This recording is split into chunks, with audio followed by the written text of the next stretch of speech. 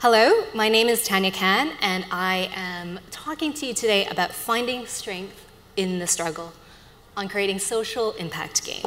So I am a creator of a 3D visual novel called Solace State, and it is run by Vivid Foundry Corp, which I formulated to talk about humanitarian games and create more social impact related games.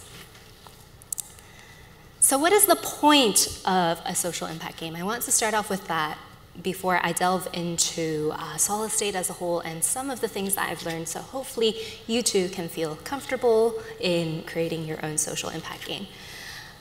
For me, it's to explore a social issue or humanitarian concern through the structure of the game itself. It has to be core to the very idea that you want to present. And it allows the player to self-insert themselves. It's not just fluff, but it is core to the overall game. Now, it could be that the player self-inserts through narrative trajectory, a sense of flow and timing, and activate their own experience. So it is very different in a way from the mainstream marketing of fun. In fact, it is much more focused on ideas that you have that will change for a positive change. So what might be your purpose? How can you find your passion, and how can you develop something of a social impact game? From my experience, at least, is through finding your passion and really honing in on something that clicks with you, really honing in on your interests. It can start off with a question, for example, and it can touch the core of your being, how you witness the world, how you frame it, and how you want to articulate it. Now, it could begin with a question where you don't know the answers, and that's okay. But it has to be something that you want to know and research into. So don't worry if you think that someone will also find something very similar to your game. I think that actually that's part of the joy of expanding through those kinds of horizons, to connect with people who actually might enjoy creating similar themes, because your own experience, your own background and cultural nuance will build something different. And so that is really part of the fun of this as well, because you shouldn't avoid talking about the most meaningful parts of your game. I've had a very difficult time actually framing my own game in many ways, because I was worried, well, how would it be perceived? But at the heart of it, people will listen to your passion. So, and there's always going to be someone who needs to hear your story so that they feel less alone and they feel like you're part of this proto-community that you're building through your game. So I'm going to jump into my story. Where do I come from, and how did I get into making games with a kind of socially conscious, social impact direction that is narratively strong? One part of that is that I identify as part of the Hong Kong diaspora with a mix of Canadian and Asian values. With my Canadian citizenship, I have always felt like I was in between in many ways, that I have to search for a kind of political and social meaning between the different values that I have through my ancestry and family with that of the Canadian freedoms and democratic ideas. And so when I was traveling, especially back to places like Hong Kong, I started asking a lot of questions. I asked a lot of questions regarding what it was like to look towards a certain kind of future there. Now, I hear a lot of similar stories from both North America as well as Hong Kong about fear of hegemonic takeover for a certain part of the world, for a certain way of life, and that has specificity to the locality, but that also has very universalizing tensions as well. And so from the Hong Kong's perspective, the economic, civil, and social freedoms that have constituted Hong Kong during the late British colonial period will no longer essentially be in existence due to political change that are very fast within that region. The citizens in that region will gradually have a very different political personality and may constitute themselves into a different people compared to those who came before. So what about those who are left behind? What if they are marginalized or they do not have certain socio-economic contexts to address those concerns?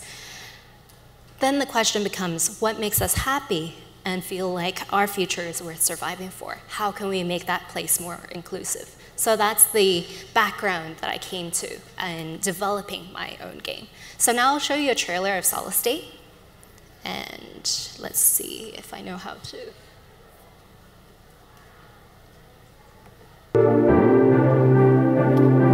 Rebecca, tell me what you do.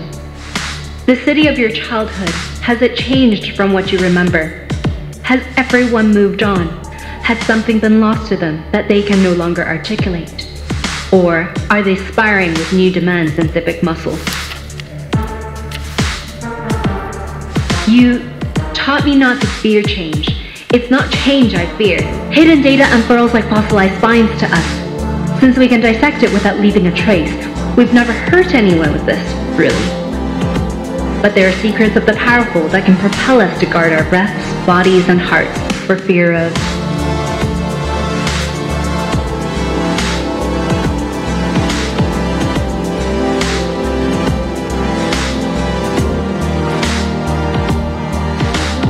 But out in the crowds, can all these folks still grasp their future? Or have their beacon of hope shattered? Are they willing to take a stance? Will they side with us?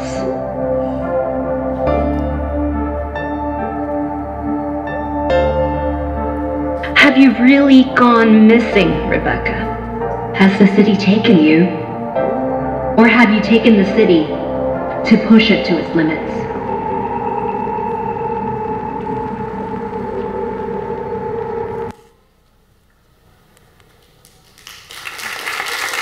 Thank you.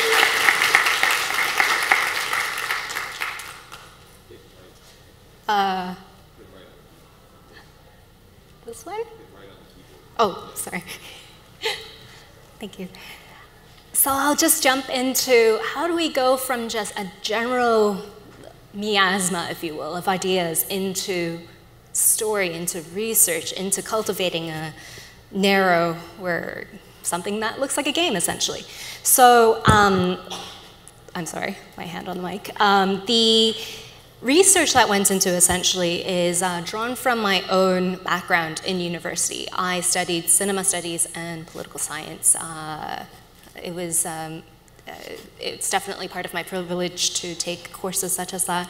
And I realized I put myself through years of education in order to achieve my passions in storytelling, as well as cultivating research to really hone in on ideas, especially regarding democracy. So one of the things that I did focus on was comparative studies in democracies and how institutions can be systematically weakened and strengthened by public actors, and gradually focused on forms of civil disobedience to improve democratic governance and responsibilities. So textbooks and articles gave me examples, incredibly poignant examples from Serbia, Latin America, North America, East Asia, even some from Southeast Asia. But really what helped me the most was interviews with politicians and activists from Hong Kong who cemented the story for me, because they brought it to life when I asked them about very pointed questions about their futures, essentially, and how they think they can formulate those their hopes for improving their society. And it helped me figure out how people come together in a cultural mosaic design of positive change. So what I wanted to achieve essentially with Solace State is a cautionary tale and story of hope simultaneously. It's a 3D visual novel about a young woman in a science fiction society who seeks for uniting with her friends and communicating with a lot of different people in order to bring about social change through a science fiction surveillance society. I wanted it to be both cautionary and a story of hope, in other words. So now I'll jump to narrative design. I will go just a touch over time. I'm very apologetic about this. Now that's the idea, of course. But what about the narrative-centered elements of it? Why did I choose a 3D visual novel? The idea of this is because actually at first we went through a process where we did like a walking simulator where the people's faces were all blank. And so the the players actually started sneaking around characters rather than talking and engaging with them. And that's when I realized that we really needed to focus on choices about social cohesion.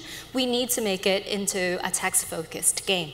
So when we have choices, they actually matter over time. They matter with the first character that you talk about. Those characters may not always agree with other characters that you meet up over time. And so that social network that we are simulating changes over time without concern about too much motion or environment puzzles. We really wanted to focus in on character development overall. So we actually created something called a wedding seat planning document in terms of the narrative design docs, because it's kind of like you're trying to structure people's relationships with one another, and they're so, you have to pay attention to their backstories and so forth as a player to see how people can actually coincide with each other and be seated next to each other. So that's why we have a document called that. We also have a little bit of romance because the idea is that the personal is political. And we really wanted to engage with that aspect of interpersonal relationships overall.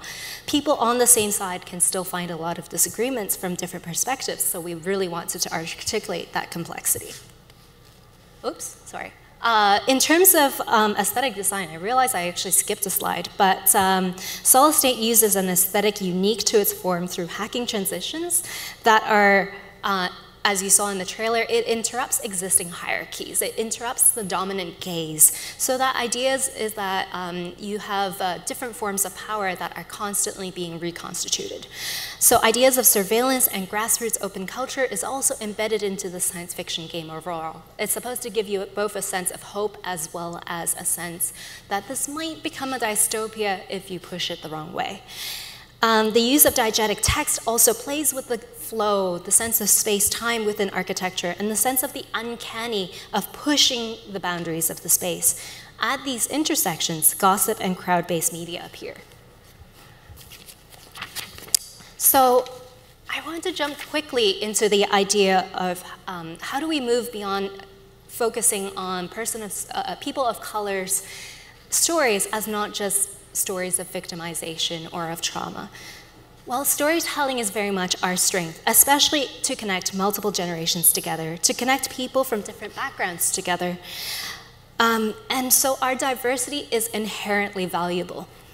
If democracy can be taken for granted, we are kind of like the canary in a coal mine in recognizing that there are inequalities at play, that freedoms can be eroded, that core economies can be so destabilized as to create socio-political discontentment and cultural clashes.